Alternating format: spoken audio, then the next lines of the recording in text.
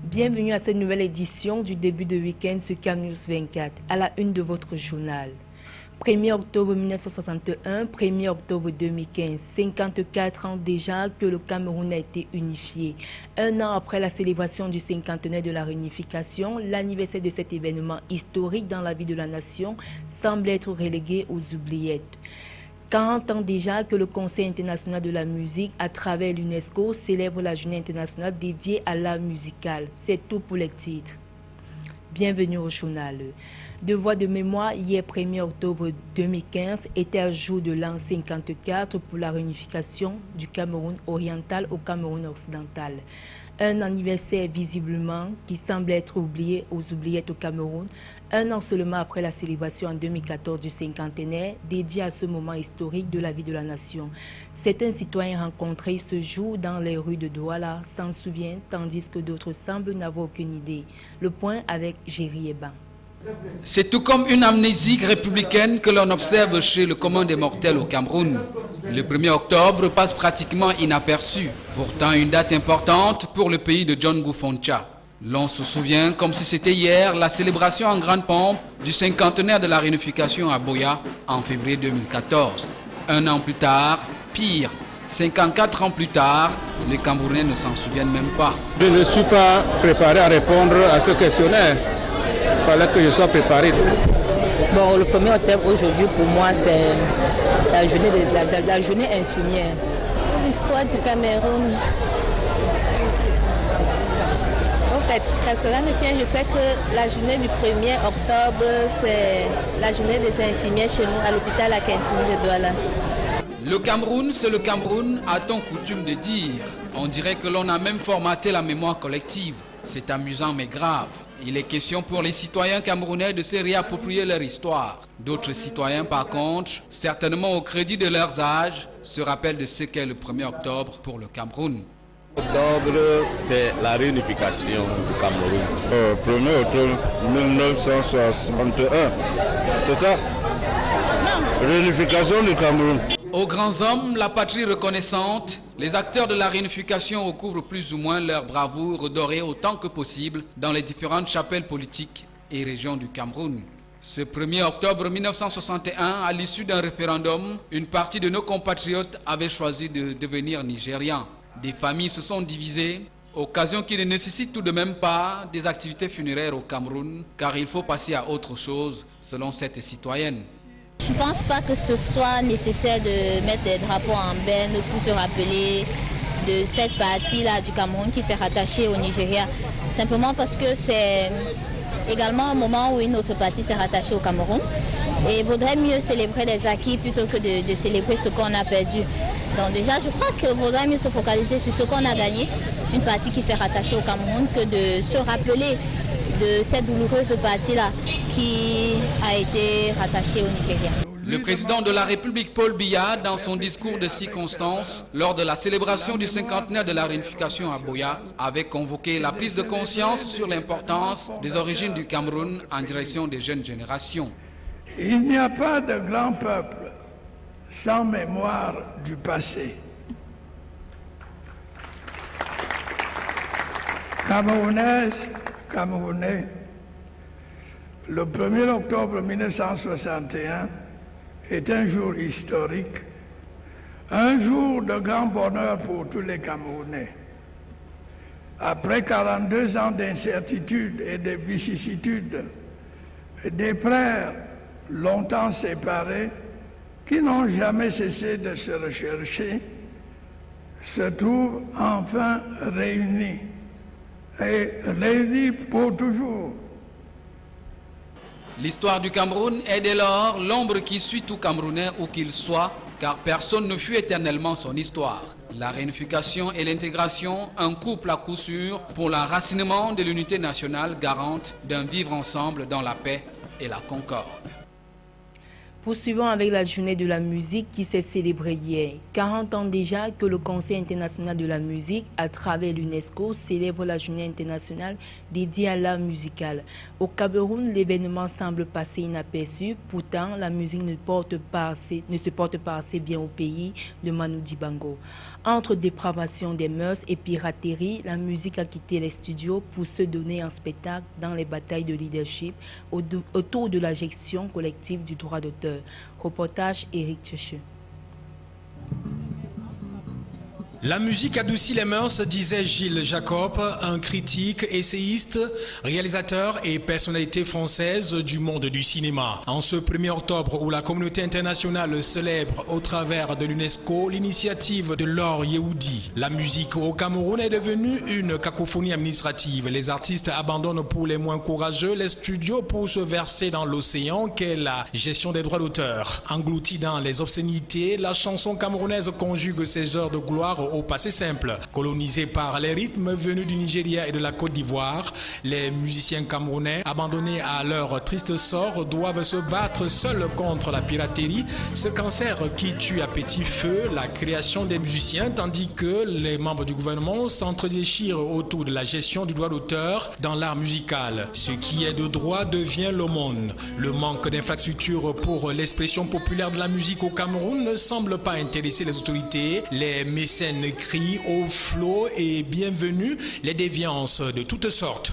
Et voilà la distance entre cette musique qui sensibilise, éduque, conscientise les masses et cette musique qui abrutit, véhicule la dépravation des mœurs où sexe, alcool et drogue dictent la loi.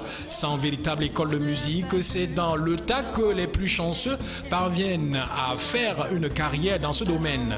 D'ailleurs, les musiciens ne se souviennent même pas que les Nations Unies ont dédié le 1er octobre à la musique, comme pour dire que ventre affamé n'a point d'oreille. Le Conseil international de la musique, en cette journée, se veut d'approfondir la réflexion sur le rôle de la musique en ce sens qu'elle constitue un accomplissement des activités et devienne un événement visant à enrichir la connaissance de l'art musical autant qu'à renforcer les liens de paix et d'amitié qui unissent les peuples grâce à la musique. Dans cette optique, cette journée internationale de la musique a pour objectif majeur de promouvoir la musique dans la société et de prôner les valeurs de l'UNESCO. Journée internationale de l'alphabétisation. Le Cameroun joue les prolongations. 16% de la population mondiale, représentant 781 millions de personnes, sont analphabètes. Au Cameroun, 35% de personnes de 15 à 45 ans ne savent ni lire ni écrire. Ces statistiques de la honte ont été révélées hier, jeudi 1er octobre 2015, à Yaoundé, par le ministre de l'Éducation de base, Youssouf Alim Adidja. C'était au cours de la cérémonie de commémoration de la 50e édition de la Journée internationale de l'alphabétisation. Le compte rendu de Salomon Fouet et Marcel Vendor à Ben. Donald Ayuso. En jouant les prolongations de cette journée, le gouvernement recherche une sensibilisation à grande échelle du public camerounais sur l'importance et la nécessité de l'alphabétisation. Il s'agit de mobiliser toutes les parties prenantes en vue de l'émergence d'une société durable au Cameroun. Les domaines ciblés sont divers: l'alimentation, la santé, l'éducation, libertés individuelles, la répartition des richesses, cohésion sociale, activités culturelles, etc. C'est tout le sens de la déclaration de Mme Louis Namboukoua, directrice générale de l'UNESCO, qui affirme que l'alphabétisation est une force au service de la dignité humaine et l'un des piliers de société soudée du développement durable, qui nous a été présenté par M. le représentant de l'UNESCO. Selon une étude réalisée par l'Institut de statistique de l'UNESCO et approuvée par le rapport mondial de suivi de l'éducation pour tous, le nombre d'enfants et adolescents non scolarisés augmente de manière exponentielle. Il s'est élevé en 2013 à 124 millions. À en croire l'Institut de statistique de l'UNESCO, 24 millions d'enfants n'iront jamais à l'école. La moitié de l'ensemble des enfants non scolarisés en Afrique subsaharienne ne le seront jamais. Les filles apparaissent comme la couche la plus défavorisée, les conflits armés étant présentés comme un énorme obstacle à l'éducation.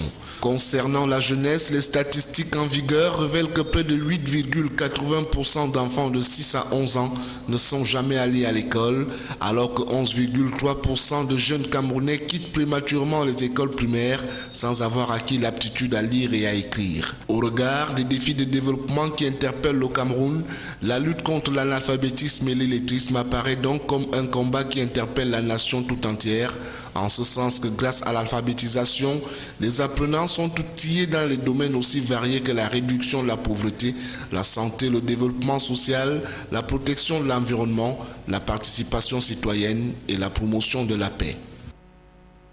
Au ministère de la Promotion de la Femme et de la Famille, le comité de sélection des maquettes du PAN de la 106e édition de la Journée internationale de la femme est à pied d'œuvre. Le dépouillement des maquettes a eu lieu le 30 septembre 2015, 5 jours après la date limite de dépôt des œuvres artistiques. Reportage. C'est en juin 2015 que le ministère de la Promotion de la Femme et de la Famille lance l'appel à la candidature pour la maquette. Jusqu'au 25 septembre dernier, le comité de sélection a reçu 57 maquettes. C'est donc ces différentes œuvres que déroulera le PAN du 8 mars 2016. La première étape, c'est déjà la sélection. Là maintenant, on va classer les maquettes selon la qualité, le message et tous les critères. Parce que nous avons les critères de créativité, de message porté sur le pagne, le critère de la couleur proposée et nous avons aussi le critère de l'image même, de la valorisation de la femme sur le pagne. Signalons que ce comité de sélection est composé du personnel du MIMPROF, des représentants d'autres administrations concernées et de la société civile ainsi que des cadres de la SICAM. La cotonnière industrielle du Cameroun qui s'occupe de la fabrication et de la commercialisation du pagne depuis 1990. Comme l'a dit la présidente du comité de sélection, sur les 57 maquettes reçues, seuls 5 seront retenus. Et ce sont les 5 meilleures conceptions qui constitueront le pagne qui sera arboré le 8 mars 2005. Jour de la célébration de la 106e édition de la Journée internationale. Habituellement, des prix d'excellence sont décernés aux 5 meilleurs créateurs de la maquette du pagne. En économie, le Cameroun prépare sa participation au MIDEX 2015. La bourse de sous-traitance et de partenariat du Cameroun dans sa posture d'institution chargée de mettre les PME camerounaises en contact avec les grandes entreprises qui vient de se tenir à Douala un échange d'informations sur le salon MIDEX prévu en France du 17 au 20 novembre 2015. Donald Ayouzoua et Josué Gonga. Outil stratégique du gouvernement dans sa dynamique de promotion et de développement des métiers de la sous-traitance, la bourse de sous-traitance et de partenariat du Cameroun entend prendre part pour la 3e fois consécutive au salon MIDEX prévu en France du 17 au 20 novembre 2015. C'est donc en prélude à cet important rendez-vous que la BSTP s'est réunie à Douala ce 1er octobre pour un échange d'informations sur le plus grand salon au monde dédié à la sous-traitance industrielle. La BSTP, dans sa posture d'institutions techniques servant de courroie de transmission entre les PME camerounaises et les grandes entreprises, compte mettre au profit de ces PME les opportunités qu'offre le salon MIDEX au secteur de la sous-traitance industrielle. PME gagne en principe sur 3 aspects. Premier aspect sur la visibilité, parce que vous savez que les quelques recommandations de l'actualité économique révèle que les PME camerounaises ne sont pas visibles. Donc il faut qu'elles soient visibles, qu'elles présentent leur capacité, qu'elles présentent leur compétitivité. Le deuxième aspect, c'est sur le partenariat technologique.